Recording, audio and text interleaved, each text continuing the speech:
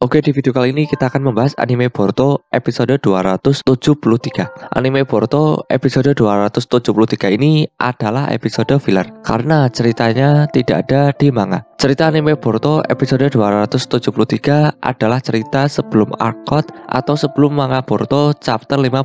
Anime Boruto episode 273 rilis hari Minggu tanggal 30 Oktober 2022. Oke, langsung saja kita bahas ceritanya. Sebelumnya, pembunuh yang mengincar nyawa Kai akhirnya mengungkap identitas aslinya karena mereka telah terlibat dalam pertempuran satu sama lain beberapa kali. Kawaki tahu bahwa mereka adalah musuh yang tangguh. Kawaki kemudian memutuskan untuk mengejar pembunuh itu sendiri hingga dia tidak mengekspos siswa lain ke bahaya lagi. Namun Kawaki tidak yakin di mana si pembunuh bersembunyi di pulau itu. Pada saat itu, teman-teman sekelasnya menawarkan untuk bergabung dengan Kawaki dalam pengejarannya dengan kemampuan terbaik mereka. Mereka semua menyatakan tekad mereka untuk membantu dan menyelamatkan Kai. Jadi kelas mereka bersatu dan kemudian memulai pengejaran mereka. Kemudian, sebagai shinobi dan untuk menyelamatkan Kai yang diculik, Kawaki menghadapi pembunuh berbahaya. Himawari memberikan dukungan selama pertempuran sebagai mitra Kawaki. Keduanya mengkoordinasikan serangan mereka dan kemudian mencoba membuat musuh mereka terpojok. Namun musuh tangguh mereka cukup kuat karena mereka telah mendedikasikan seluruh hidup mereka untuk menjadi seorang pembunuh. Sementara itu, teman sekelas mereka yang lain telah memutuskan untuk mempercayakan Kawaki dan Himawari dengan pertarungan langsung dengan si pembunuh. Namun para siswa mulai memobilisasi diri mereka sendiri karena seharusnya ada sesuatu yang dapat mereka lakukan untuk membantu juga. Akankah Kawaki dapat menyelamatkan teman-teman tersayangnya yang telah menghabiskan banyak waktu bersamanya dan juga menyelesaikan misinya?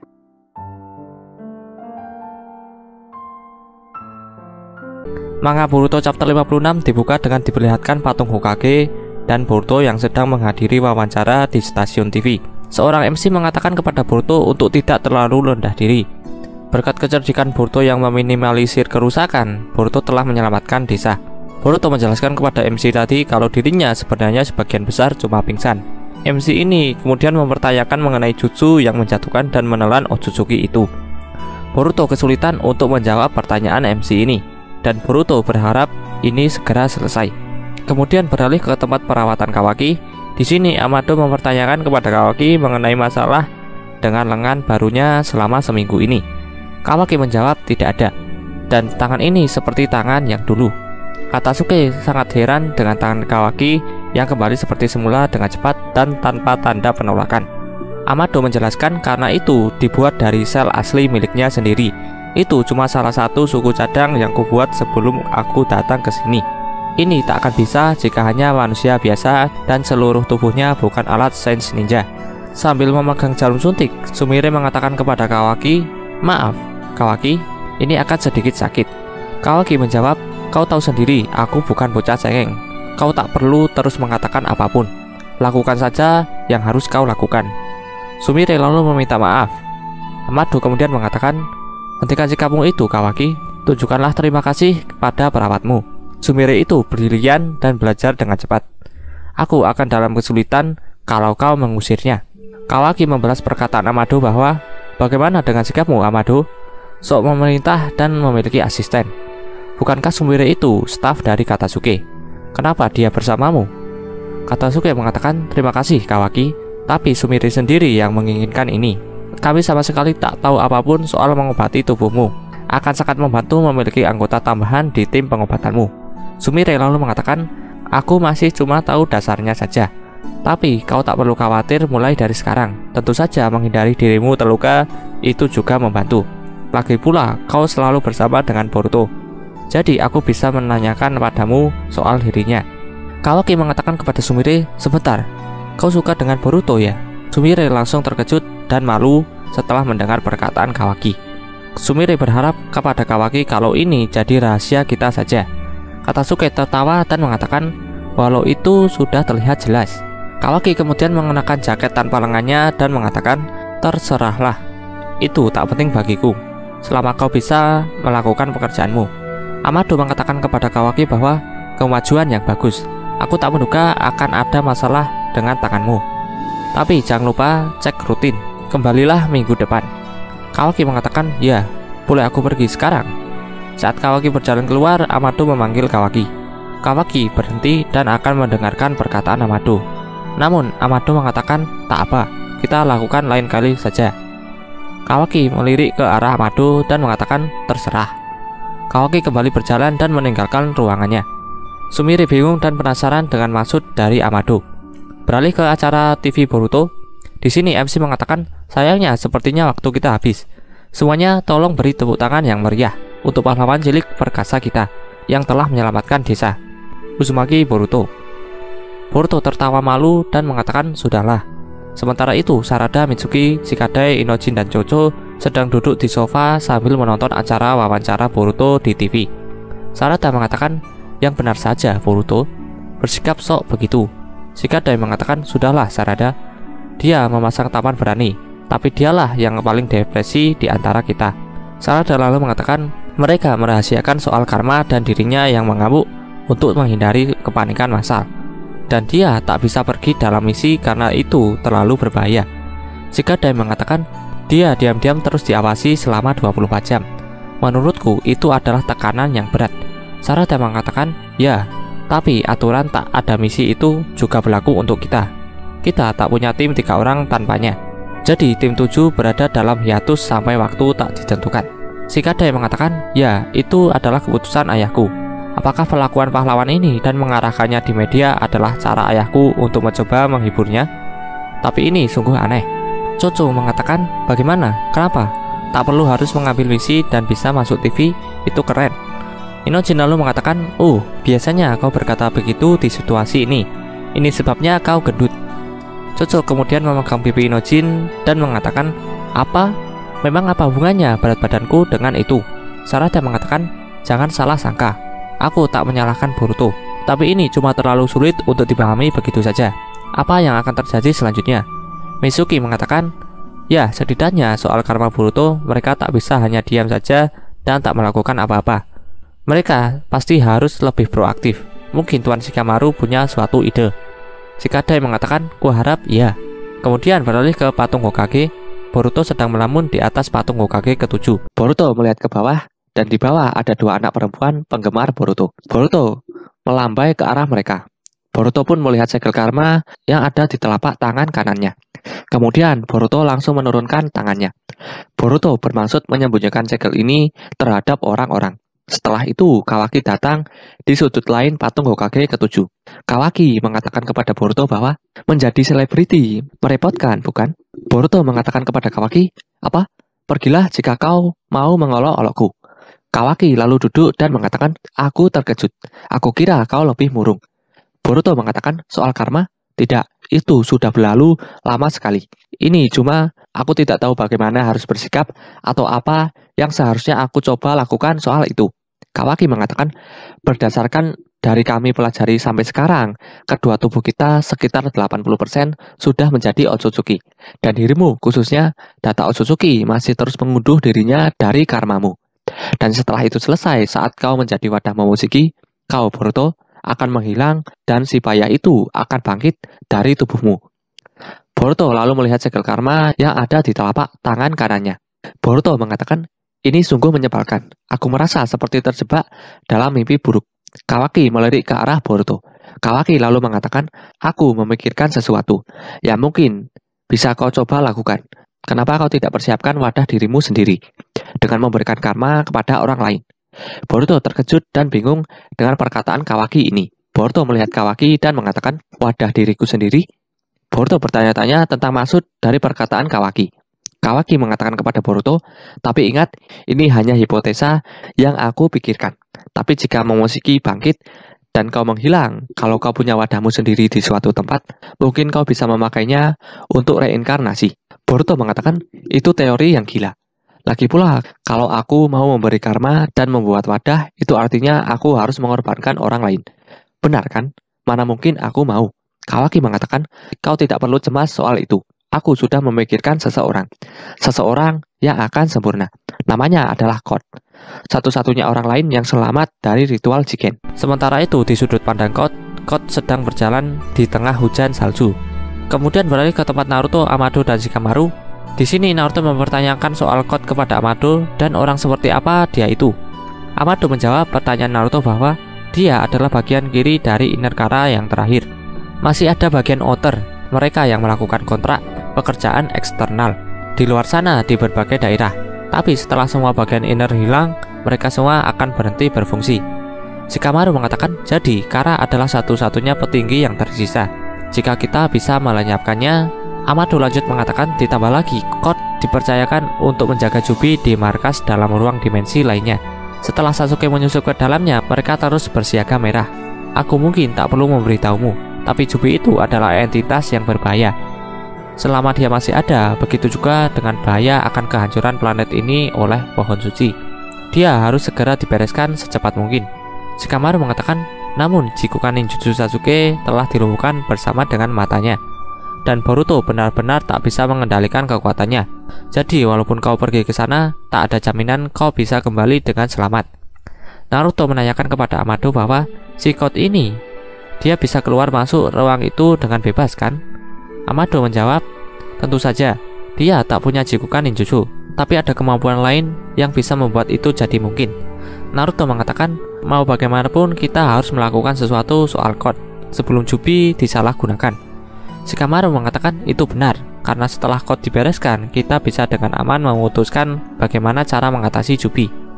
Amado mengatakan, kalian tidak salah, tapi hati-hati jangan meremehkan dia. Code tidak seperti yang lain, dia itu spesial. Kemudian beralih ke gerbang gua yang terdapat 2 penjaga di tengah hujan salju. Penjaga ini salah satunya berjenggot dan memakai kacamata. Dia melihat Code yang sedang mendekat ke arahnya. Code sedang berjalan dan merasa kedinginan. Setelah melihat Code, penjaga pintu gerbang menanyakan kepada Code, siapa kau? Apa kau tahu tempat ini tempat apa? Code menjawab, ini adalah fasilitas pengikut Boro bukan? Aku adalah kenalannya. Bisa tolong kalian biarkan aku masuk. Penjaga gerbang mengatakan, maaf, tapi Tuan Boro tidak ada di sini. Jadi pulang saja sana. Code mengatakan, bodoh. Mau bagaimana lagi? Kau pasti bodoh jika mau menjadi penjaga gerbang di tempat terpencil dingin ini. Code mengatakan hal itu sambil jari-jari tangan Code membentuk cakar. Penjaga gerbang berjenggot sangat kesal dan mengatakan kepada Code, berhenti, ini peringatan terakhir. Code lalu mengatakan, ya sebelum kalian mati. Beralih ke Boruto dan Kawaki di atas patung Hokage ke-7. Di sini Boruto menanyakan kepada Kawaki mengenai maksud dari ritual Jigen. Kawaki menjawab pertanyaan Boruto bahwa ingat apa yang aku katakan padamu soal saat aku pertama dibawa Kara. Itu adalah ritual untuk menyeleksi kandidat wadah Otsutsuki. Banyak anak yang diberi karma, dan mereka yang tidak cocok akan kejang-kejang dan mati. Hanya ada 2 dari kami yang tersisa saat sampai di giliranku. Aku berhasil selamat saat Jigen memberiku karma. Ternyata aku cocok, seperti yang aku katakan. Setelah itu, aku pingsan dan dipindahkan ke tempat lain. Jadi aku tak melihat apa yang terjadi setelahnya. Tapi tampaknya, Jigen juga memberi anak terakhir itu dengan karma. Tapi dia gagal, sama seperti anak lain yang mati. Tubuhnya mulai gemetar dan kejang-kejang. Dia tidak bisa menjadi wadah. Namun entah kenapa dia tidak mati. Dia selamat. Sama sepertiku, dia cocok dengan karma. Kemudian beralih ke Code yang sedang berada di depan gerbang fasilitas pengikut Boro. Code mengaktifkan karma putihnya, lalu langsung melaju ke arah 2 penjaga gerbang dengan tangan Code yang sudah membentuk cakar yang tajam. Kedua penjaga gerbang pun bersiap menyerang. Tangan mereka ternyata adalah senjata Sains Ninja, mirip dengan Garo. Kedua penjaga ini menembaki Code dengan senjata ilmiah ninja yang ada pada tangannya. Code kemudian menggunakan jutsu istimewanya. Jutsu Code mengeluarkan benda semacam sabuk hitam dan mengarah ke bawah penjaga gerbang. Code berhasil selamat dari serangan tembakan penjaga gerbang. Penjaga gerbang terkejut dengan Code yang tiba-tiba menghilang. Mereka juga kebingungan dengan sabuk hitam yang ada di bawahnya. Kemudian Code muncul dari sabuk hitam itu dan berada di belakang penjaga gerbang berjenggot. Penjaga gerbang satunya yang memakai penutup mulut atau masker berusaha memperingatkan penjaga gerbang berjenggot kalau musuh ada di belakangnya. Namun Code langsung menusuk penjaga gerbang berjenggot menggunakan cakarnya. Lalu penjaga gerbang yang memakai masker menembaki Code menggunakan senjata ilmiah ninja. Namun Code melindungi dirinya menggunakan tubuh penjaga gerbang berjenggot. Kemudian Code melilitkan sabuk hitam ke penjaga gerbang bermasker. Penjaga gerbang ini terkejut dengan sabuk hitam yang tiba-tiba melilit tubuhnya. Sabuk hitam yang melilit penjaga gerbang bermasker lalu memunculkan cakar. Cakar ini adalah cakar dari tangan Code. Code memasukkan jari tangan cakarnya ke dalam sabuk hitam di bawahnya. Kemudian cakar Code muncul di sabuk hitam yang melilit penjaga gerbang bermasker. Penjaga gerbang ini kesakitan karena ini seperti ditusuk secara langsung oleh cakar Code. Sabuk hitam Code terhubung dalam satu dimensi. Code lalu mengatakan, "Kalian sudah bekerja dengan keras. Sekarang istirahatlah." Penjaga gerbang bermasker menyuruh Code untuk menghentikan tindakannya. Namun Code tidak memperdulikannya. Code kemudian memasukkan tangan cakarnya lebih dalam. Penjaga gerbang bermasker merasa sangat kesakitan dan memuntahkan darah karena tusukan Code yang semakin dalam. Dia lalu tergeletak. Code mengatakan, "Sedikit olahraga membuat badanku jadi hangat." Code lalu berjalan menuju pintu gerbang dan mengatakan, "Tapi masih sangat dingin. Ayo kita masuk." Code mengatakan kita, namun para penjaga sepertinya sudah mati karena tusukan dari Code yang fatal. Beralih ke tempat Naruto, Shikamaru, dan Amado. Di sini Shikamaru mengatakan dia tak bisa dipakai sebagai wadah, tapi karmanya tidak hilang. Apakah itu bisa? Amado menjawab pertanyaan Shikamaru bahwa itu memang kasus laka, tapi itulah kenyataannya.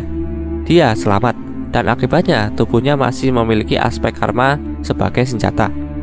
Naruto mengatakan kita tak tahu apa yang membuat seseorang jadi cocok, jadi apapun bisa terjadi di dalam kasus ini. Amado mengatakan tepat, masih banyak yang tak kita ketahui soal karma dan reaksi yang terjadi di tubuh Code. Itu cukup luar biasa. Kemampuan tempurnya sendiri bahkan melebihi Jigen. Hampir semua anggota Kara tubuhnya telah dimodifikasi untuk memperkuatnya. Tapi berbeda dengan Code, dia punya limiter yang dipasang untuk menahan kekuatannya yang sangat besar, untuk menghindari ketumpangan posisi Jigen sebagai ketua. Shikamaru mengatakan intinya dia sengaja melemahkan dirinya demi Jigen. Apa dia tidak waras? Amado mengatakan Code sangat menurut pada Jigen. Dia memiliki semacam kesetiaan agama pada Otsutsuki, khususnya Ishiki. Dia menyembahnya seperti dewa. Jadi Code punya kekaguman yang kuat pada Jigen yang telah menjadi Otsutsuki. Dan karena alasan itu, dia menyimpan kecemburuan pada Kawaki yang dipilih sebagai wadah resmi Ishiki. Seperti itulah kuatnya kesetiaan Code pada Otsutsuki. Sebenarnya ada beberapa di antara cyborg yang telah kubuat yang jauh melampaui kekuatan Jigen, tapi mereka semua dimusnahkan sesuai perintah Jigen. Shikamaru menanyakan kepada Amado bahwa apakah membuatnya untuk mengalahkan Jigen? Cyborg itu? Amado menjawab, iya benar. Setelah itulah dan juga memperhitungkan berbagai skenario, aku menciptakan Kashinkoji. Tapi lupakan saja. Kesimpulannya, Code adalah anak spesial yang menghindari permusuhan karena kesetiaannya yang besar. Dia adalah tangan kanan Jigen yang kuat. Jika dia tahu kalau Ishiki telah dikalahkan, dia pasti akan membalas dendam. Naruto mengatakan, kalau begitu aku pasti akan jadi targetnya. Dan kemungkinan terburuk, Boruto pun juga. Amado mengatakan, aku sudah diincar sejak aku mengkhianati Kara. Kawaki juga. Shikamaru menanyakan kepada Amado bahwa bagaimana dengan limiter yang kau pasang pada Code? Dia tak bisa melepaskannya begitu saja, bukan? Amado menjawab, kau tak perlu khawatir. Hanya aku satu-satunya yang bisa menonaktifkannya. Namun, jika dia menculik dan menyiksaku, kalian akan dalam masalah. Aku bukan seorang profesional seperti kalian berdua. Aku tahu, aku akan menyerah dengan mudah. Shikamaru mengatakan, baiklah, kami akan menjagamu dengan ketat. Naruto lalu mengatakan, baiklah, untuk sekarang, mengatasi Code akan jadi prioritas nomor 1. Aku ingin membagi info dan intel kita dengan desa yang lain. Shikamaru, tolong buatkan jadwal pertemuan. Saatnya rapat 5 kaki. Beralih ke patung Hokage ke-7, tempat Boruto dan Kawaki berada. Boruto sedang melihat segel karma yang ada di telapak tangan kanannya. Boruto mengatakan, aku tak pernah mengira menanamkan ini pada orang lain. Tapi sekarang, setelah kau katakan, aku merasa itu mungkin bisa. Kawaki mengatakan, jika kita harusnya akan menjadi Otsutsuki, maka akan masuk akal kalau kita bisa memakai jutsu khusus mereka, seperti Jikukan Ninjutsu.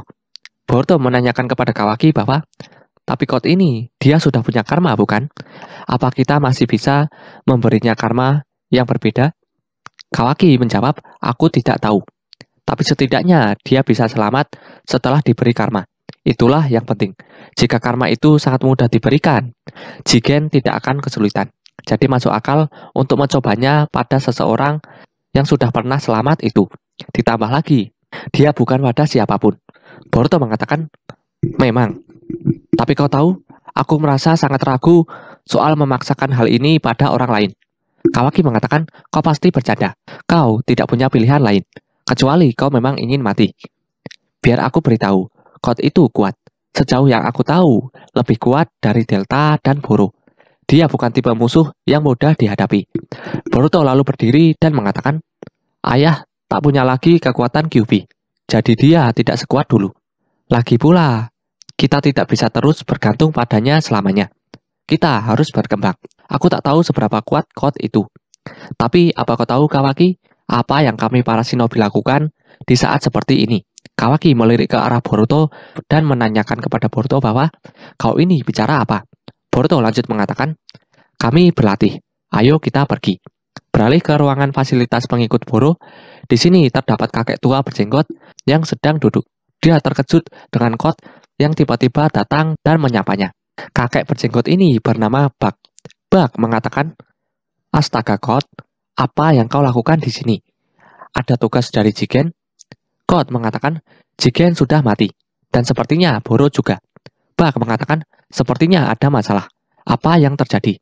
Code menjawab, banyak.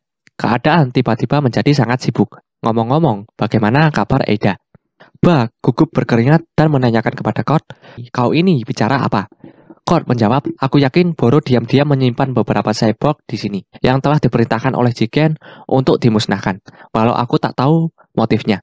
Mungkin untuk senjata rahasia, pokoknya bawa aku padanya. Bug mengatakan, aku sama sekali tak berniat untuk menentangmu. Sungguh, tapi apa kau yakin Boro sudah mati? Bug lalu mengancam Code jika Code berbohong. Melihat wajah Code yang diam dan serius, Bug percaya jika Boro sudah mati. Bug lalu mengatakan, baiklah, tapi sebagai gantinya, kau akan membayarku, bukan? Kemudian Code dibawa ke ruangan di mana Eida berada. Di ruangan ini terdapat kapsul besar. Bug mengatakan kepada Code, ini, tapi apa yang sebenarnya kau rencanakan, Code? Code hanya terdiam dan mendekati kapsul besar. Kapsul itu menyimpan Eida. Eida tertidur di dalamnya. Setelah melihat Eida, Code mengatakan, halo Eida, kau yang tahu semuanya di dunia ini. Itulah cerita anime Boruto episode 273 dan tambahan informasi lainnya. Jika ada kesalahan dari video ini, aku mohon maaf. Terima kasih yang sudah menonton dan sampai jumpa di next video.